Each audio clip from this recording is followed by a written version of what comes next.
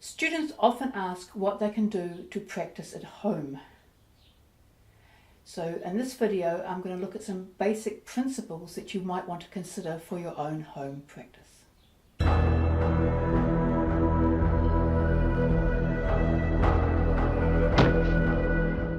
Hi, I'm Kashmir. In over 20 years of teaching, there's one thing I've noticed. It doesn't matter what your talent is or what your ability is, the thing that really makes a difference is your practice. One class a week simply doesn't cut it. Even a couple of classes, not really. You need to spend time working on your dance. You need to practice a couple of times a week as a minimum. And it needs to be with your full consciousness involved. So, what do you need? You need a little bit of space. The amount of space will depend on what you're doing. A lot of belly dance practice you can do standing in the bathroom. If you're doing veil work or something like that, you need a bit more space. But space is not the issue.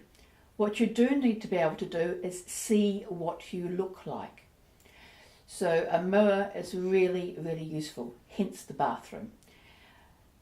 If you haven't got a mirror, a video is also good. The difference is with a mirror, you can actually see what you're doing immediately and immediately change and alter and see what the difference is. With a video, it's an after effect, but on the plus side with the video, you can see the bits that you can't normally see. So that's the other one.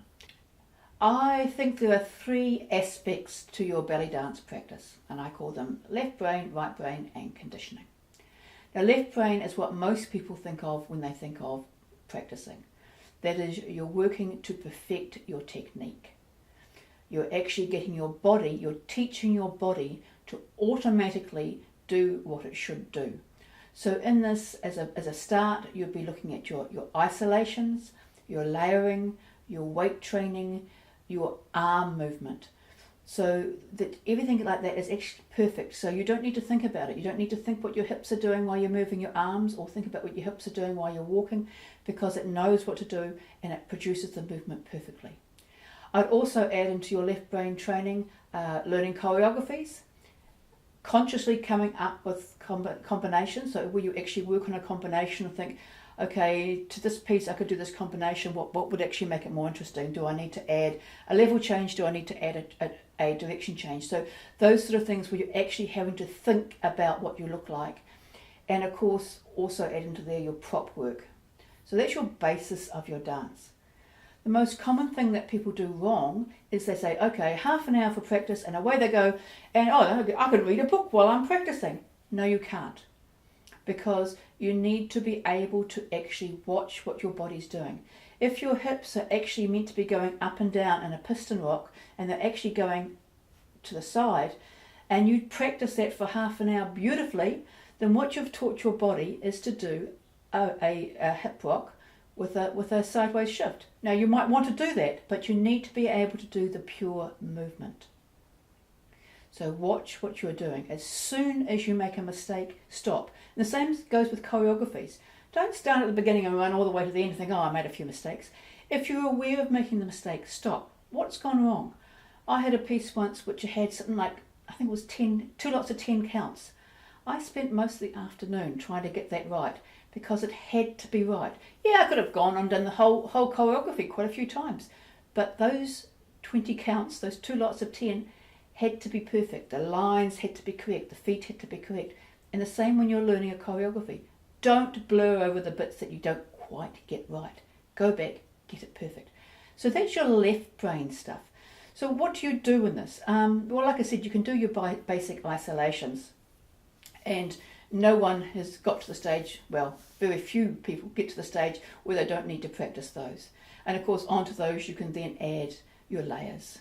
So your hip rocks with a walk or with an arm, shimmy with a walk, shimmy with a slide, all those sort of things need to be perfected and they need to be practiced.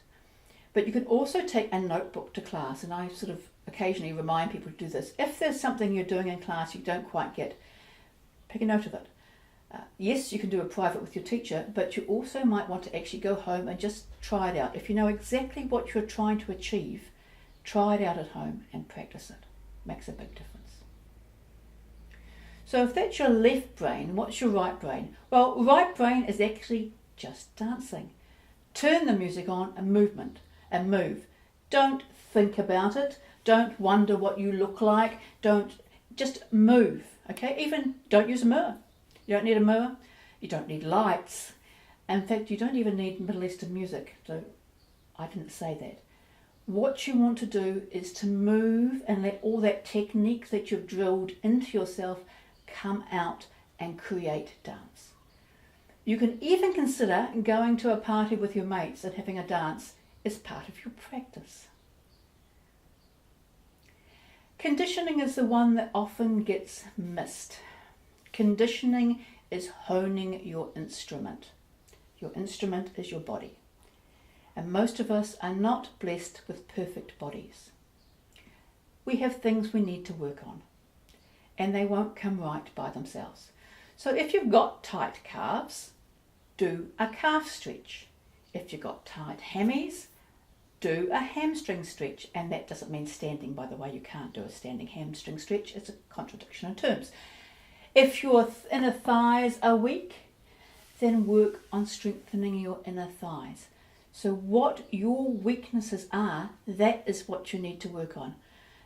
You can work it out yourself. There's a certain amount of information on the internet.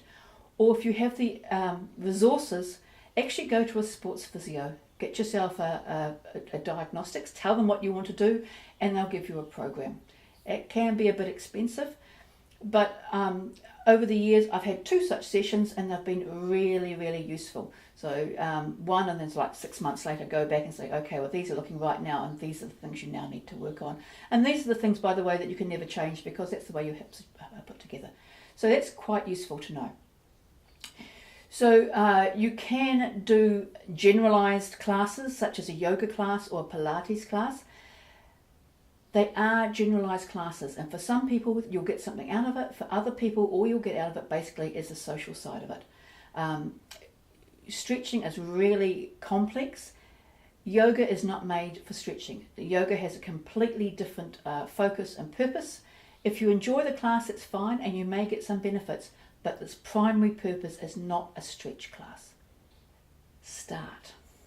It doesn't matter if you miss a day. If you miss a session, don't worry about it.